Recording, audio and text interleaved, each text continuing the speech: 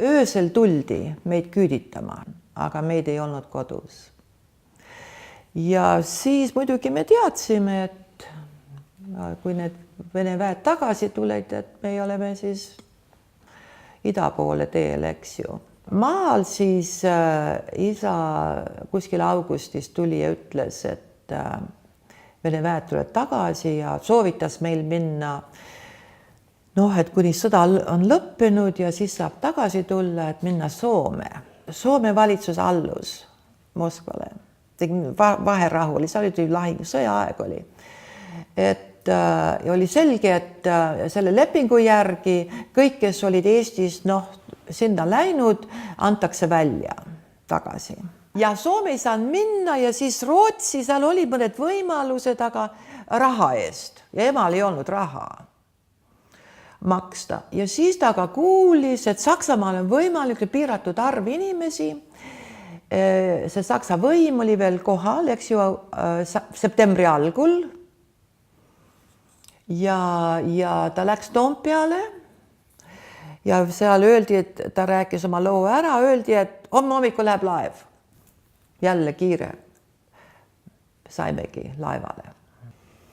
Vast 10.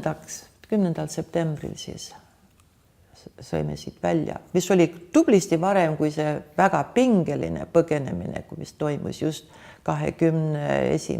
ja 20. mõnevõrra. Ema ütles, ja see on mul kirjas, et me jõudsime Saksamaale 15. septembril. Ja ma mäletan, laev peatus seal Lätimaal ja siis oli natuke tormine ka.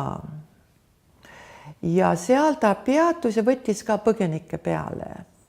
Ja siis oli laev juba nii täis, ma mäletan, kui läksin sinna teki peale, seal olid nad oma pakkide otsas, inimesed, lapsed, kõik vabas õhus. Neil ei olnud enam ruumi kuskile mujal neid panna. Ja jõudsimegi siis sinna Saksamaal Gdynia. Tollel ajal oli ta üks teine nimi, saksa nimi oli tal. Gottenhafen. Ja. Suurem osa kõik, kes siit põgenesid, hiljem ka, olidki Gottenhafen oli see peatus, kirde osa. Kujuta ette, kõik pagas tuli järgi. Jah. Vaata, isegi sõja ajal Saksamaal varastamist ei olnud. See on see huvitav lugu, sest me jõudsime, kui me Saksamaale jõudsime, lõpuks läksime sinna loode osas, sealt kirde osast üle terve üle, see on uskumatu, et üldse ellu jäime, eks ju, ja pagas tuli veel järgi. Ja huvitav ka, kui me jõudsime Saksamaal, oli veel sõjaaeg ju. Ma mäletan, kuidas ema ikka pakkis, alati oli valmis, kuivatas leiba ja kõigil olid seljakotid, et kui tuleb metsa minna, et siis oli alati vaja võtta ja et saame metsa, sest Eestis läksid ju ka inimesed metsa, kui oli okupatsiooni aeg. Ja. Meil oli sugulane isa poolt, kes oli läinud sakslastega juba ära 39. aastal. Ja meil oli nende aadress ja teadsime, kus nad on ja nemad olidki loode Saksamaal. Nii et ema siis ütles nende ametnikele, et meil on koht, kuhu minna ja meil on sugulased ees ja siis nad lubasid meil edasi minna, mitte sinna koonduslaagrisse, mis seal sadama lähedal oli. Ja hakkasimegi siis minema, muidugi pommitati ju tol ajal kogu aeg ja minek oli väga raske, sellepärast, et vahest ei olnud rööpaid paigas ja rohkem suurem osa ajast olime varjendites ju. Nii et kui mu vend kandis seda toidukohvrit, siis minu kanda oli see ema talvemantel, mille me panime maha, kus magada. Ja Linda pidi lihtsalt jõudma järele oma jalgadel ja ema kandis liivits üles, nii me läksime üle kirde osas sinna loode osas. Jõudsime kohale, jah. Ja muidugi me sugulane, kui ta ukse lahti tegi, ta peaaegu minestas, et kuidas te siia jõudsite. Ja neil ei olnud meie jaoks üldse kohta. Neil omal üks väike toakene ja ei olnud võimalik meil sinna jääda. Et Neresheim, et seal on, kus on välismaalt põgenikud, üks lähim koht, et sinna minna. Ja siis nali oligi, et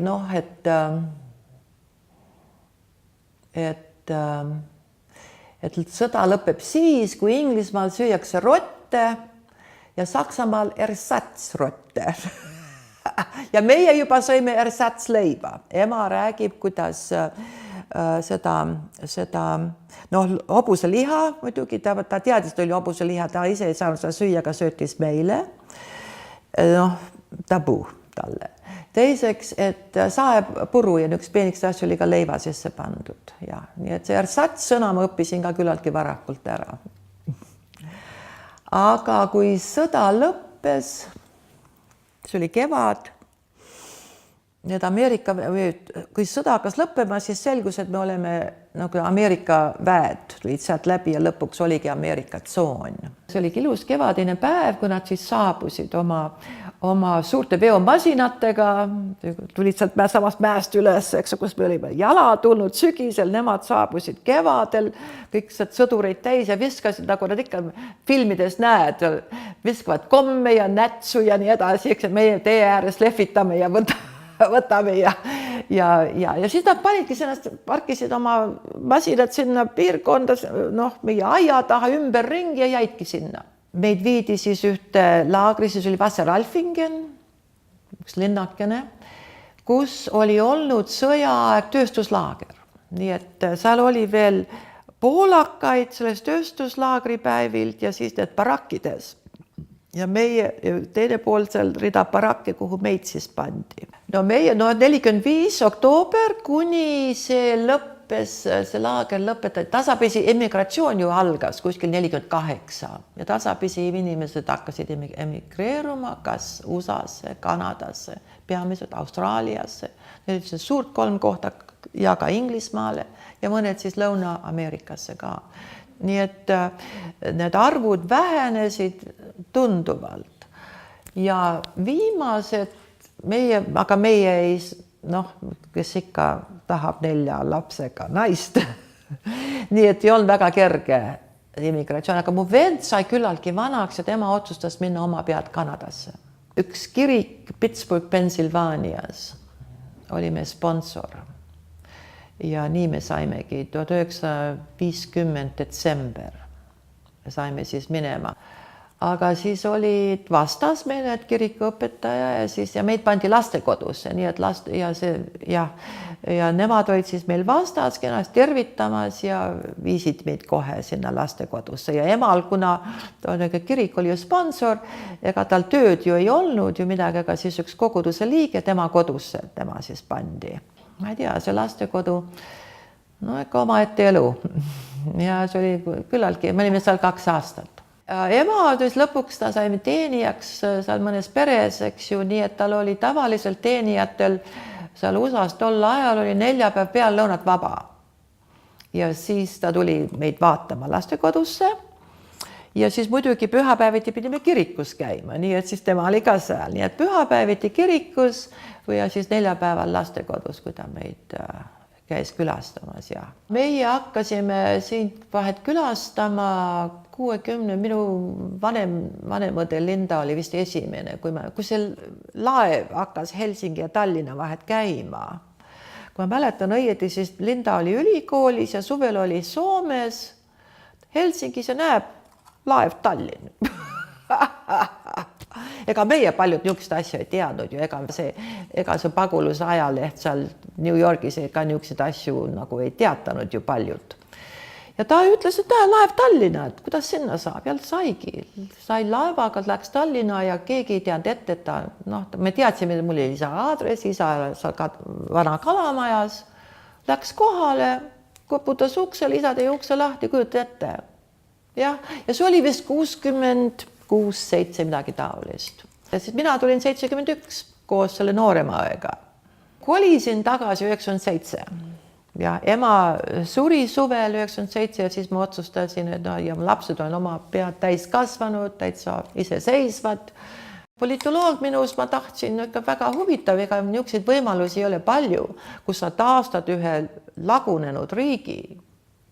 Ma olin siin 1990 ju, pool aastat. Ma nägin ju, täitsa, see oli nagu mingisugune õpik, see oli täitsa lagunenud ühiskond. põhjas. Ja nüüd see taastada, see on ju väga huvitav.